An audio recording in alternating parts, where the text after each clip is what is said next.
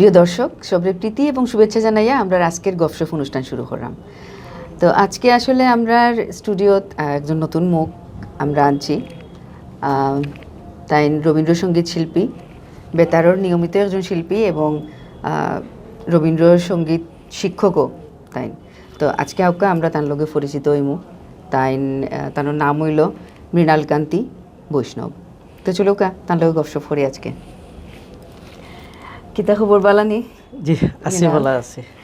তো আজকে আমরা স্টুডিওতে কিলান লাগের? আমার আসলে খুব ভালো লাগে, কারণ বহুত দিন পরে এই করোনার কারণে কোনো হয়েছে না, আর আপনারা ইনোয়াইয়া অনেক ভালো লাগে। তো আসলে আমরা বাংলা ভিউ স্টুডিও থাকি, অবশ্যই আমি ধন্যবাদ জানাইমু তোমারে আমার আজকে আমার লগে ইনো সন্ধ্যাত আমার সময় দেওয়ার লাগে। এবং আমরা দর্শকও হলো বই থাকছেন যে নতুন কোনো খেউরে লইয়া আইমু। আমি গত সপ্তাহ হইয়া গেছিলাম, তো আজকে আমরা নতুন খেউরে লইয়া আইছি। এবং আজকে যে নতুন যে তুমি আইছো আমরা স্টুডিওত, যেহেতু তুমি একজন শিল্পী, রবীন্দ্রসঙ্গীত শিল্পী, তো আমি চাইমু আমরা 2-4 লাইন গান দিয়া আমরা প্রোগ্রামটা শুরু করতাম। আপনার অসংখ্য ধন্যবাদ জানাইলাম। ক্যামেরার পিছনে যারা আছেন, আমরা দর্শক শ্রোতা যারা আছেন, সকলকে ধন্যবাদ জানাইলাম। জানাইয়া রবীন্দ্রনাথের একটা গান দিয়া শুরু করি। হায় কে দিবে আর সান্ত্বনা, হায় কে দিবে আর সান্ত্বনা, সকলে গিয়েছে তুমি যেও না। চাহ প্রসন্ন নয়নে প্রভু, দীন অধীন জনে, কে দিবে আর সান্ত্বনা, হায় কে দিবে আর সান্ত্বনা। চারিদিকে চাই হেরি না কাহারে, চারিদিকে চাই হেরি না কাহারে, কেন গেলে ফেলে একলা ধারে। হে রোহে শূন্য ভুবন মম, কে দিবে আর সান্ত্বনা, হায় কে দিবে আর সান্ত্বনা। অসংখ্য ধন্যবাদ। আর রবীন্দ্রনাথর গানের তো প্রশংসা করিয়া শেষ হইতো না। একদম একদম। রবীন্দ্রনাথ তো একজনও, রবীন্দ্রনাথ একবারও আইন, তারা একবারও আইয়া আমরারে একদম কোনো ব্যাখ্যা নাই, আসলে ব্যাখ্যা দেওয়ার মতো নাই কিচ্ছু। তো মৃণাল, আমরা এই যে তুমি গানের দিকে তুমি ইয়ে করছো, আমরা সংস্কৃতি অঙ্গনও তো আরও অন্যান্য সাইড আছিল, আবৃত্তি আছিল, তারপরে নৃত্য আছিল, নাটক আছিল, প্রচুর দিক আছিল। তো তোমার গানটার এখানে তুমি প্রিয় হিসাবে নিলাই? আসলে আমরার গানও হওয়াটা আমার জন্মের পর থেকেও দেখলাম যে আমরার গরো সন্ধ্যা কীর্তনূর্ত নয়। তো এটা আসলে গানও হওয়াটা মূলত কিন্তু পারিবারিকভাবে, বুঝছি, একদম জন্মগতভাবেই হইতে গেলে গানও হওয়াটা ছোটোবেলা থেকেই দেখলাম বাবাই গান গাইরা, আমার সন্ধ্যা কীর্তনর, আমার খাখায় গান গাইরা, আরও শুনতে শুনতেও মানে গানটা ডুবে গেলাম। ডুবাটাও ঠিক মানে কতটুকু হয়েছে আসলে কীভাবে গান করতাম পারি অত সঠিক ওর না, কিন্তু মনটা একদম গানে ডুবা। অবশ্যই আসলে যারা গান করি আমরা, তারা কিন্তু ওরকমও, তার মানসিকতাটা ওরকম, গানের মধ্যে ডুবিয়া যাওয়া। আর গানও না ডুবলে, যে কোনো বিষয়ে না ডুবলে কিন্তু এটা আত্মস্থ হয় না, ওটাও স্বাভাবিক। তো আমার মনে হয় একটা সঙ্গীত চর্চার কেন্দ্রও আছে তোমার। আমার একটা প্রতিষ্ঠান আছে, সঙ্গীত মুকুল। এটার তো বয়স হয়ে গেল প্রায় 2-2.5 বছরের মতো চলছে। তো এইখানে যারা বাচ্চারা চায় আসলে এরারে নিয়েও একটু সময়টা কাটে, ভালো লাগে। সারা সপ্তাহ যায় ব্যস্ততায়, আর ব্যস্ততার মাঝে যখন এই যে শুক্র শনি আমার বাচ্চাদের হলে বই সঙ্গীতের মধ্যে থাকি, তখন আসলে খুবই ভালো লাগে। এই সারা সপ্তাহের যে প্রেশার, এটা তারার যখন আমরা গান গাই সবাই মিলা, আসলে এটা ভুলে যাই সত্যিকার অর্থে। আসলেই। আর ঠিক আছে, আমরা যে নতুন প্রজন্ম যারা, তারা এই যে সঙ্গীত চর্চা এটারে তারা মানে সঙ্গীতটারে যাতে তারা ধরিয়ে রাখতে পারে, একদম ওটারও একটা আবির্ভাব আর কি, যেটা মানে মাধ্যম আর কি, মাধ্যম। তো মৃণাল, আরেকটা কথা জানতাম চাইছিলাম আমি, যেহেতু সঙ্গীত শিল্পী তুমি, মানে সঙ্গীত শিল্পী হিসাবে তোমার কি তা মনে হয় নিজে এখন বর্তমানে যে সঙ্গীত চর্চা হয় বা ওর এটা আমরা আশানুরূপভাবে ওর বা ঠিকভাবে ওর ঠিক বেঠিক এটা আসলে হওয়াটা খুব কঠিন বিষয়। তো বিশেষ করে আমরা সিলেট, বিশেষ করে রবীন্দ্রসঙ্গীতের বেলায় মানে সিলেটে খুব প্রচুর আঁকতাকি, মানে প্রচুর এখন স্টুডেন্ট পাওয়া যায় বা প্রচুর শিল্পী আছেন চর্চা ওর। তবে সঠিক বেঠিক এটা বলাটা খুবই মুশকিল, কারণ আমি একজন শিক্ষার্থী, কখনো আমি শিখরাম, আর এটা হওয়াটা খুব মুশকিল। তবে নির্দ্বিধায় বলা যায় আমরা সিলেট প্রচুর সঙ্গীত চর্চা ওর। আমি রবীন্দ্রসঙ্গীতের হতে হইম, অনেক স্টুডেন্ট আছে, এটা আশানুরূপ। তো এই ক্ষেত্রে যদি আমি কইতাম যাই যে নজরুল সঙ্গীত, লালন সঙ্গীত, এই যে সঙ্গীতগুলা, পাশাপাশি রবীন্দ্রসঙ্গীতর আপনি কইরা যে আশানুরূপ ওর চর্চা, তো নজরুল আর লালন, তারপরে আরও যে সঙ্গীত চর্চাগুলো আছে, সঙ্গীত চর্চা ওর মানে লালন নজরুল সবই আমরা সিলেট, বিশেষ করে সিলেট ওর প্রচুরই ওর। বুঝছি। তো আসলে আমি কইতাম চাইছি যে আশানুরূপ ওর কিনা, যেমন রবীন্দ্রসঙ্গীত চর্চা ওর এটা আমরা দেখলাম মানে স্বাভাবিকভাবেও, কিন্তু লালন চর্চা যেটা, এটা কিতা আমার তোমার মনে হয়নি যে সিলেট আর একটু লালন চর্চার প্রসারক বা লালনের প্রসারটা আর একটু ওয়ার দরকার, লালনের প্রসার ওর দরকার, লালনের প্রসার, লালন সঙ্গীত কিন্তু ওর আমরা সিলেট ওর, তবে আরও বেশি হইলে আরও ভালো হইব জিনিসটা। এই যে প্রসারটা গোটাইতে মানে গোটাইতে চাইলে আমরা কিতা করতে হইব? আমার ব্যক্তিগত অভিমত যেটা, গোটাইতে চাইলে লালনের যারা আমরা লালনের শিল্পী যারা আমরা আছেন সিলেট, বড় বড় শিল্পী আছেন লালনের, নিঃসন্দেহে মানে খুব গুণী শিল্পী আছেন, আরও যারা মানে শিক্ষার্থী আছেন, তারা সবাই মিলে যদি যেমন একটা রবীন্দ্রসঙ্গীত শিল্পী সংস্থা একটা আছে, নজরুল সঙ্গীত শিল্পী সংস্থা আছে, মানে এই ধরনের একটা সংস্থা যদি করা যায়, তো আমার মনে হয় যে চর্চাটা আরও বাড়বো। আমার মনে হচ্ছে এটা আরও বাড়বো,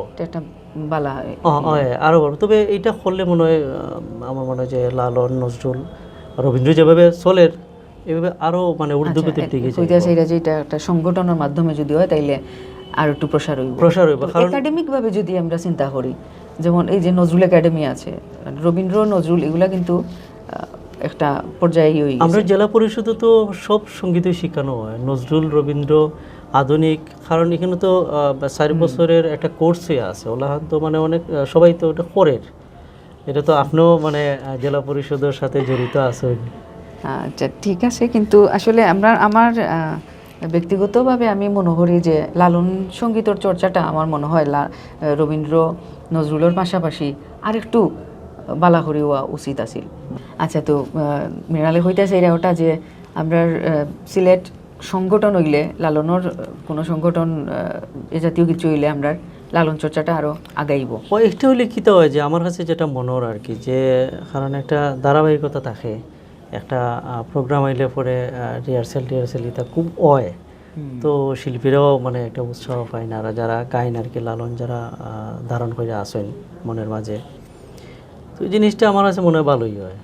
আমার আসলে ওটাও মনে হয় যে আমার বাক্কা এর আগেও যারা আমরা গেস্ট আইসলা, অনেকেই আইসলা, তো আমি সবার কাছে ওইটা রাখি, একটা প্রস্তাব রাখি যে শিল্পী যারা, গানের শিল্পী যারা, তার কাছে যে একটা একাডেমি যদি হইতো লালনের, তাইলে মনে হয় আমরা আর একটু প্রসার হইল মানে লালন একাডেমি। অ্যাকচুয়ালি তো আসলে মানে জেলা শিল্পকলা একাডেমি বা শিশু শিল্পকলা একাডেমি, এগুলো তো সব গানও শেখানো হয়, তো এখান থেকে কিন্তু লালনের উপরে জোরটা তেমন একটা দেওয়া হয় না।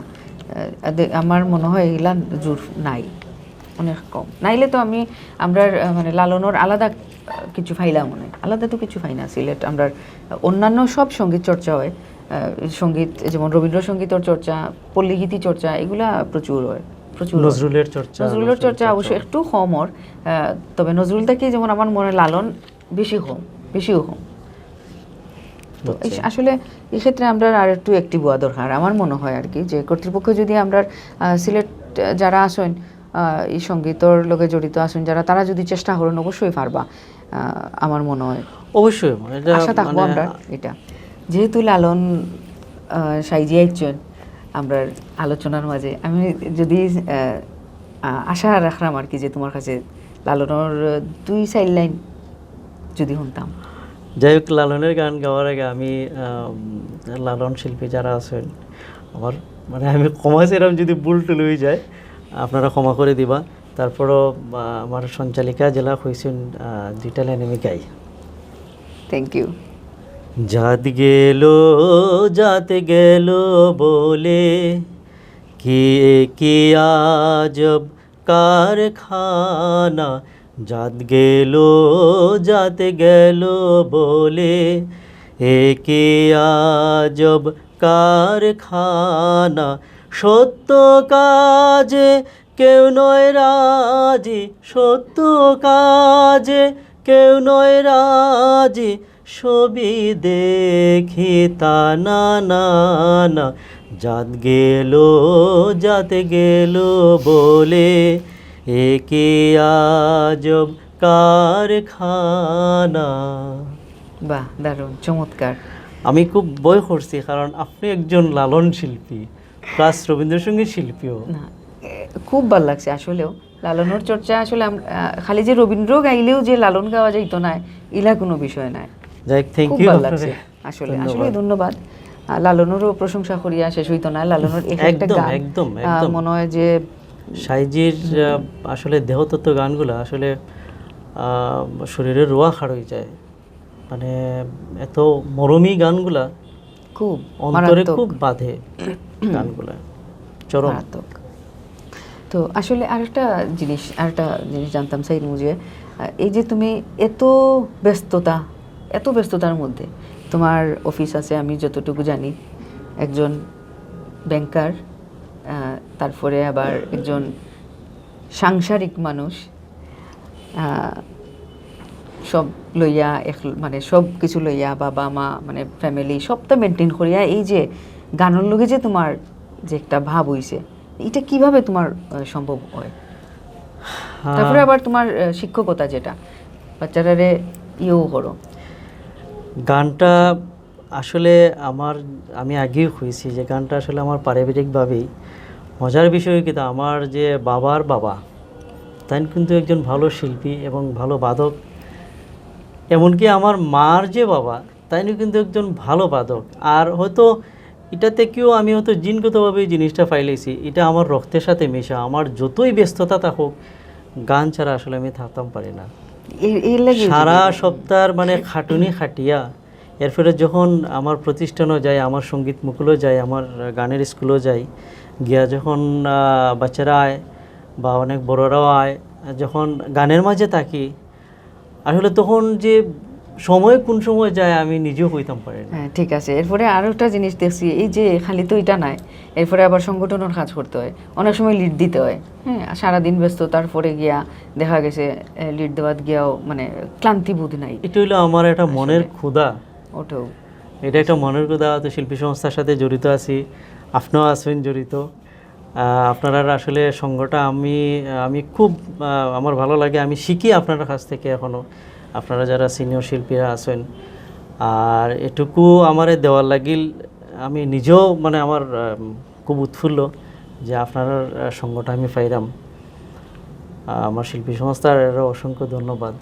এটা লাগে আমার সুযোগ করে দেওয়া। মুঠ কথা হইল কি তুমি ওটা তোমার কথা থেকে আর যে যদি ইচ্ছা থাকে অথবা মনের যে খোরাক, যেটা সত্যিকারের যে শিল্পী তার পক্ষে কিন্তু অসম্ভব হয় না। ক্ষমা করবে, আসলে সত্যিকারের শিল্পী এখন হইতাম পারছি অবশ্যই না, তুমি শিল্পী হইতাম পারছি কিনা আমি জানি না, তবে রবীন্দ্রনাথের গানকে ভালো গান রে ভালো পাই, আর এইসব দিয়েই রবীন্দ্রনাথের গানের মধ্যে আসি।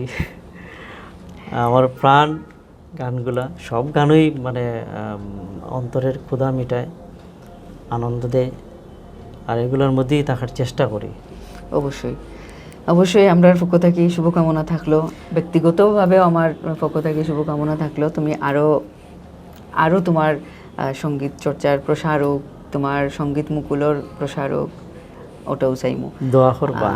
এখন যে বর্তমান যে পরিস্থিতি, আমরা যে করোনাকালীন যে একটা সময় যার, এই সময়টা এই যে বাচ্চাগুলা সব ঘরবন্দি আছে, তুমি একজন পিতা হিসাবে, অভিভাবক হিসাবে তোমার ইয়েটা কিতা মতামত, ইয়েটা মানে মনের ইয়েটা হোক, আমরা মনের ভাবটা কিতা, এটার কিতা কোনো বিরূপ প্রতিক্রিয়া হইব না, এটার আমরা জেলা আছি হলেও ঠিক আছে? করোনার আসলে হালত আবায় সমস্ত পৃথিবী আসলে বিপর্যস্ত। এটা আমরা একটা ভয়াবহ পরিস্থিতি তৈরি করছে, বিশেষ করে আমরা যারা বাচ্চারা আছে, স্কুল কলেজ বন্ধ, সকল স্কুল কলেজ বন্ধ, আর এরাও ঘরবন্দি। আর ঘরবন্দি থাকলে অবশ্যই কোনো না কোনোভাবে একটা প্রভাব তো পড়েই বাচ্চারার উপরে বা বড়রা যারা আমরা আছি। আর এইভাবে আমরা থাকতেইব, কারণ করোনা না গেলেও তো আর কিছু মানে করার নাই। এইভাবে আমরা স্বাস্থ্যসম্মতভাবে আমরা থাকতেইব। তবে সত্যিকার অর্থেই যে আসলে করোনার কারণে আমরা অনেক পিছিয়ে যাইলাম, এটা ঠিক। বাচ্চারা পড়াশোনা কিন্তু বাধ্য, কারণ এখন গরু আমরা থাকতেইব। সরকারেরও নির্দেশ স্বাস্থ্যসম্মতভাবে চলার লাগিল। প্রভাব তো অবশ্যই একটা পর্ব, যেহেতু সমস্ত পৃথিবীতেই মানে এটা একটা থাবা শুরু হয়েছে। আশা করি আমরা হয়তো এটা আমরা ইয়ে করতাম পারবো, উতরাইতাম পারবো খুব তাড়াতাড়ি। আসলে আমি প্রার্থনা করি যাতে এটা খুব তাড়াতাড়ি আমরা উতরাইতাম পারি।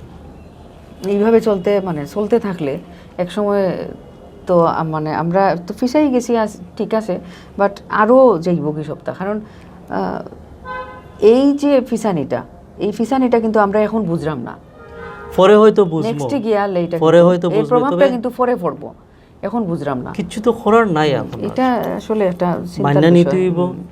আর আমরা যেহেতু মানুষ, আমরা তো যেটা হয় না একটা গ্রামের ভাষায় যা সয়, যা রয় তা সয়, ওলাখানো একটা ইয়ে আছে আর কি। আসলে আমরা অত সময় প্রচুর মাতিলেছি, বহুতটা মাতলাম। এখন যদি রবীন্দ্রনাথের কোনো প্রিয় একটা গান শুনতাম, রবীন্দ্রনাথের প্রিয় একটা গান, ঠিক আছে, আমি রবীন্দ্রনাথের একটা গান গাইলাম। মাঝে মাঝে তব দেখা পাই, চিরদিন কেন পাই না, মাঝে মাঝে তব দেখা পাই, কেন মেঘ আসে হৃদয় আকাশে, কেন মেঘ আসে হৃদয় আকাশে, তোমারে দেখিতে দেয় না, মাঝে মাঝে তব দেখা পাই, ক্ষণিক আলোকে আখির পলকে, তোমায় যবে পাই দেখিতে, ক্ষণিক আলোকে আখির পলকে, তোমায় যবে পাই দেখিতে, হারাই হারাই সদা হয় ভয়, হারাইয়া ফেলি চকিতে, মাঝে মাঝে তব দেখা পাই, কি করিলে বলো পাই। আসলে সুরটা এটার সম্পর্কে একটু বুঝতাম চাইছিলাম। সুর বলতে এটার দুইটা সুর আছে এই গানটার। একটা হলো পদাবলী ঢঙের, আর এটা হলো তো স্বাভাবিক সুর যেটা। তবে পদাবলী সুরের গানটাই খুব বেশি প্রচলিত।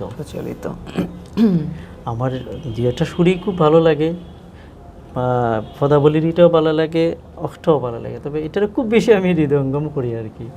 এটা গান শুনিয়েও বোঝা গেছে।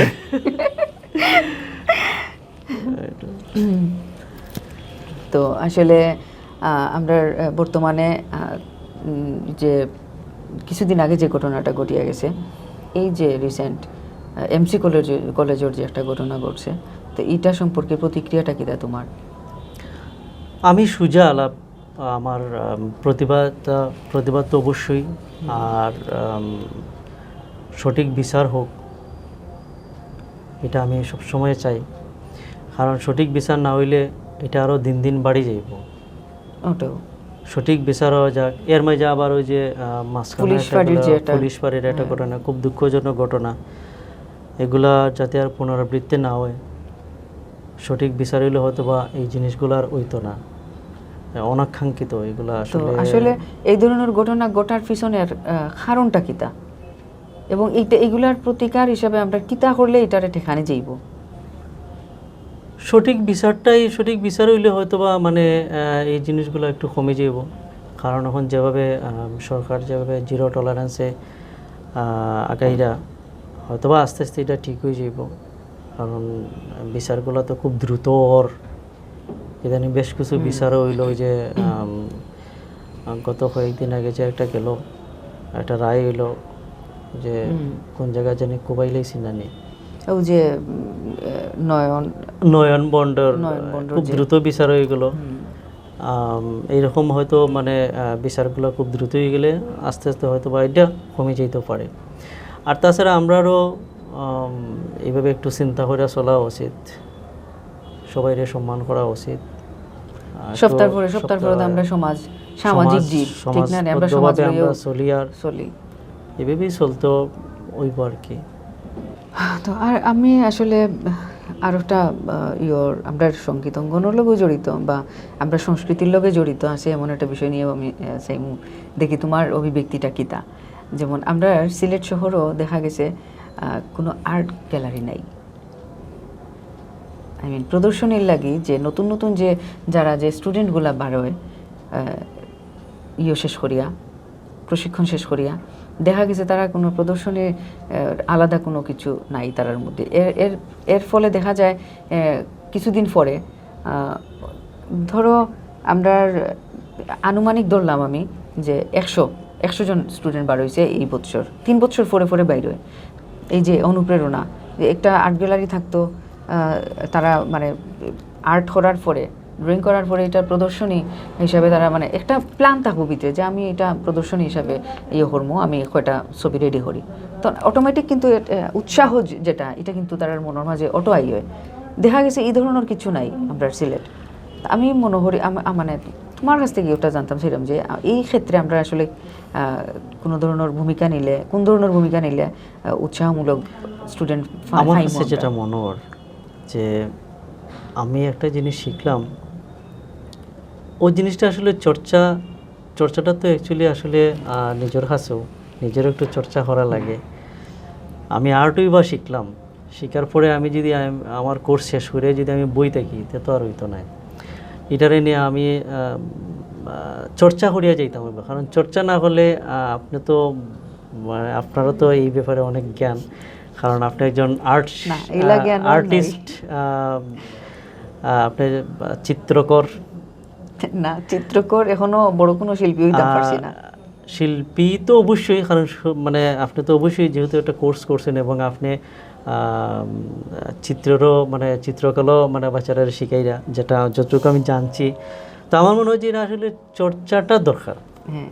আর আপনি যে আর্ট গ্যালারির কথা কইলা, এটার তো এখন আমরা যারা আর্ট শিখি বা যারা শিখাইরা, এটা প্রতি বছর বা 1 বছর পরে যদি এই ধরনের একটা করা হয়, প্রতিযোগিতা তৈরি করা হয়, প্রতিযোগিতায় যদি তৈরি করা, যারা শিক্ষা বাড়ইল তার মাঝে যদি একটা প্রতিযোগিতা করা যায়, যেমন আমরা ওই যে শিশু একাডেমিতে একবার একটা হয়েছিল, একটা প্রতিযোগিতা হয়েছিল, এটার মাঝে মনে হয় আপনিও করছিলা, জয়েন করছিলেন, বাক্কা আগে জয়েন করছিলেন কয়েক বছর আগে, আমার মনে আছে। তো এই ধরনের আপনারা যারা মানে সিনিয়র আছেন, আপনারা যদি এই ধরনের একটা প্রতিযোগিতা করা হয় বা আমরা যদি এরকম একটা পরিবেশ তৈরি করতাম পারি, তা তো আমরা যে এখন বাচ্চারা যে শিখের, এটা যদি আমরা নিয়মিত করতাম পারি প্রতি 1 বছর বা 2 বছর পরে, আমি কিন্তু ওটাও হইতাম চাইছি যে এই যে এটা তো মানে এখানে যে কর্তৃপক্ষ আছেন, হয়তো কর্তৃপক্ষের দৃষ্টি আকর্ষণ মানে করবো আমরা সবাই। আমরা আলাদা কোনো প্রদর্শনীর নাই, জায়গা নাই, এটার লাগে আলাদা একটা করা উচিত, গ্যালারি করা উচিত আছে। সিলেট নাই এটা, যার কারণে অনেক দেখা গেছে, অনেক স্টুডেন্ট দেখা গেছে কোনো প্রতিযোগিতা থাকতে পারে, যেটুকু আমরা আছে আমরা তো এটা নিয়ে আমরা চলতেইব। এটা আসলে আমরা জেলা শিল্পকলা একাডেমি আছে অথবা আমরা শিশু একাডেমি, যদি কর্তৃপক্ষ যদি এই ধরনের দেখা গেছে না, আমি দেখা গেছে মাঝে দিয়ে আমি হইলে একটু দেখা গেছে অন্যান্য যে কলাগুলা আছে, ও কলাগুলার মানে সপ্তাহ এখান হয়ে গেলে তখন দেখা গেছে আমরা বাদ পড়ে যাই, সব কুলাই ওঠা যায় না আর কি। একটা আলাদা আলাদা করা যায় না, আলাদা আলাদা তো করা যায়, আলাদা করা যায়। আপনারা যেটা করছিলেন এটা তো সুন্দর হইছে, কারণ যেহেতু আমরা প্রত্যেক বছর কিন্তু 12 স্টুডেন্ট 12, প্রচুর শিল্পী 12, তখন দেখা গেছে তারারে দরিয়া রাখতে গেলে আমরা যারা কর্তৃপক্ষ আছেন, সরকার থেকে উদ্যোগ নিলে অবশ্যই মানে সরকার থেকেও নিতে হইব এই উদ্যোগটা, তারা যদি একটু খেয়াল দেন আর কি, তাইলে আপনারা যারা আছেন এটা যদি মানে যথাযথ কর্তৃপক্ষের মাধ্যমে আপনারা যান, অথবা সরকার অবশ্যই মানে একটা করবে। অবশ্যই আমরা আশাবাদী, আমরা অনেকবার এটা লইয়া আলাপ আলোচনা হয়েছে। তো আমরা একটা উদ্দেশ্য যে কর্তৃপক্ষ এই দিকে কি নজর দিবা, যে আলাদা করে একটা আমরা গ্যালারি তৈরি করে দিতে। তো মৃণাল, আমরা মনে হয় অনুষ্ঠানের সব মানে শেষের দিকে আইছি, যদি একটা গান যদি আর শুনতাম পারতাম আর কি শেষের দিকে। আমি শেষের গানটা গাওয়ার লাগে আপনারও অনুরোধ করবো, আমরা দুইজনে গাওয়ার একটা চেষ্টা করবো, কারণ আপনি আজকে আমি শুনি, আমি চাইলাম যে আমরা দুইজনে একটা ডুয়েট করতাম, দুইজনে একটা ডুয়েট করিলাই শেষ মুহূর্তের ইয়েতে যাইয়া। আচ্ছা, আমি মানে সাপোর্ট দিব আর কি মাঝে মাঝে। ঠিক আছে, চলি। কতবার ভেবেছেন আপনা ভুলিয়া, তোমার চরণে দেব হৃদয় খুলিয়া, কতবার ভেবেছেন আপনা ভুলিয়া। আমার সাথে গাওয়ার লাগিল, কারণ আপনি একজন রবীন্দ্রসঙ্গীত শিল্পী। অসংখ্য ধন্যবাদ বাংলা ভিউ টেলিভিশনরও। তোমারও অসংখ্য ধন্যবাদ আজকে আইয়া আমরা স্টুডিওতে আইয়া সময় দেওয়ার লাগে। আমার ব্যক্তিগত পক্ষ থেকে তোমারে ধন্যবাদ জানাইরাম। আর আগামী যে কোনো আরও কোনো মানে পর্বত তোমারে ফাইমু আমরা অবশ্যই আশা রাখলাম। অবশ্যই বাংলা ভিউ টেলিভিশনের কর্তৃপক্ষ বা এর পেছনে যারা ক্যামেরার পেছনে যারা আছেন, কলাকুশলে যারা আছেন, সবাইরে অসংখ্য ধন্যবাদ আমার পক্ষ থেকে। আর অসংখ্য ধন্যবাদ সঞ্চালিকা আপনারও, আপনি এরকম একটা মঞ্চে আমার ডাকার লাগিল, অসংখ্য ধন্যবাদ। আবারও ধন্যবাদ তোমারে আমরা কেন এই সময় দেওয়ার লাগে। তো প্রিয় দর্শক, আজকে সময় শেষ হয়ে গেছে। সময় শেষ হওয়ার কারণে আজকে আমরা যাইরাম গি, তবে আরও কতটা গান শুনতাম ফাল্লা মনে, রবীন্দ্রসঙ্গীত আপনারা আরও শুনাইতাম ফাল্লা মনে। তো আমরা আশা ছাড়লাম না, আজকেও শেষ নাই, এরপরে আমরা আরও ফাইমু, আরও ফাইতাম ও আশা রাখলাম। আর আপনারারে আমার ব্যক্তিগত পক্ষ থাকি এবং বাংলা ভিউ চ্যানেলের পক্ষ থাকি অসংখ্য ধন্যবাদ। আপনারা আমরা লগে আসেন এবং সব সময় আসেন, এটার প্রমাণ পাই আমি আমার ইনবক্সও। আপনারা সবেও নক দেন, একটা পর্ব যদি মিস হয় তাহলে আপনারা নক দেওয়া শুরু করেন যে মিস হইল হেনে, বা আগামী পর্ব কিতা লইয়া আইরাম এগুলা সবগুলা বিষয় লইয়া আপনারা সবসময় আমার নক দেন। তো এর লাগিয়ে আসলে আমি কৃতজ্ঞ আপনারা কাছে। আমরা প্রোগ্রামটা আপনারা কাছে অত প্রিয় হয়েছে, তো সবসময় থাকবো আমরা লগে, আমরা আশা রাখলাম ওটাও। তো আগামী পর্ব দেখার লাগি আবারও নতুন কোনো মুখ লইয়া আইমু এবং ফুরানার মধ্যেও আনার চেষ্টা করবো। তো সেই পর্যন্ত আপনারা বালা থাকুকা, সুস্থ থাকুকা, সুন্দর থাকুকা। ধন্যবাদ।